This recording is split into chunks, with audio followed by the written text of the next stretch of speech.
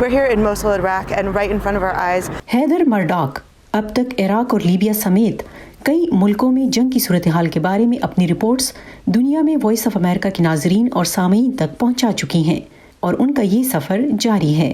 I started working in میں نے 2009 میں یمن میں باقاعدہ جنگ چھڑنے سے قبل ہی وہاں کی کوریج شروع کر دی تھی. اس کے بعد میں نے کانگو، لیبیا، عراق، شام، ایتھیوپیا اور نائجیریا میں کام کیا ہے. میں اب یہاں یوکرین میں ہوں.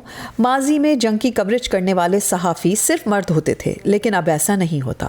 اب صحافت میں اور میدان جنگ کی اگلی صفوں میں آپ کو مرد اور خواتین برابر نظر آئیں گے. but here in Zaporizhia, Haider مرڈاک کا کہنا ہے کہ جنگ کی کوریج کرنا کسی چیلنج سے کم نہیں. آپ اپنا وقت زیادہ سے زیادہ معلومات جنگ کے علاقے سے باہر عوام تک رپورٹس پہنچانے کی کوشش میں صرف کرتے ہیں.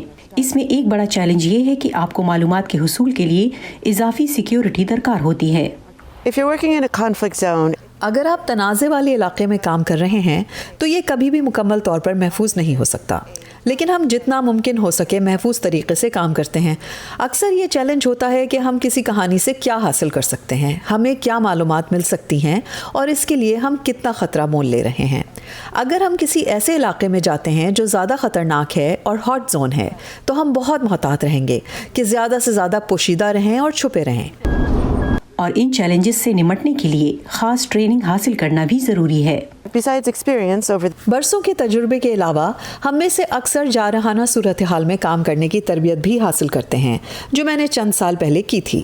اس میں ابتدائی طبی امداد اور بنیادی معلومات شامل ہیں. مثال کے طور پر اپنی حفاظت کیسے کرنی ہے، اپنے حفاظتی ساز و سامان کو کس طرح استعمال کرنا ہے، اگر آپ اغوا ہو جائیں یا آپ پر حملہ کیا جائے تو کیا کریں گے، اور ساتھ ہی روزمرہ کی کچھ بنیادی تربیت جیسے کہ یہ یقینی بنانا کہ آپ کا پانی محفوظ ہے، ہوٹل میں بہترین کمرہ کیسے منتخب کیا جائے جو نہ بہت زیادہ اونچائی پر ہو نہ بہت زیادہ نیچے.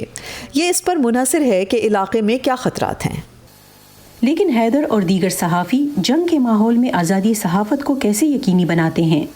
there is often with جنگ کے علاقے میں جہاں فوجیں ہوتی ہیں اکثر آزاد صحافت اور سیکیورٹی کے درمیان مقابلہ ہوتا ہے.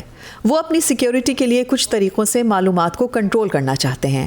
مثال کے طور پر یہاں یوکرین میں وہ نہیں چاہتے کہ آپ حالیہ حملوں کی تصاویر شائع کریں، کیونکہ وہ نہیں چاہتے کہ ان کا دشمن دیکھے کہ کس چیز کو نشانہ بنایا گیا ہے اور کس کو نہیں.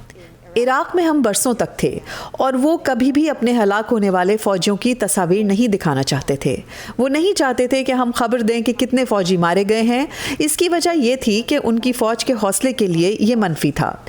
لہٰذا ہمیں ہمیشہ ان حفاظتی خدشات کو ذہن میں رکھنا پڑتا ہے جو فوج کے اپنے سپاہیوں اور اپنے عوام کے لیے ہوتے ہیں. ہم اس حقیقت کو اپنے اس فرض سے ہم آہنگ کرنے کی کوشش کرتے ہیں جو جس قدر ممکن ہو سکے سچ کے بارے میں آگہی دینے سے متعلق ہو. حیدر مرڈاک کہتی ہیں کہ یہ صورتحال محض تنازعات والے علاقے سے ہی مخصوص نہیں ہے، یہ ہر جگہ ہوتا ہے.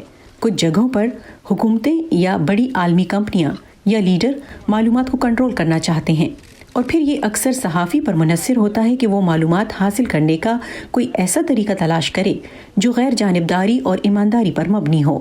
نیلوفر Mughal, voice of America, Washington.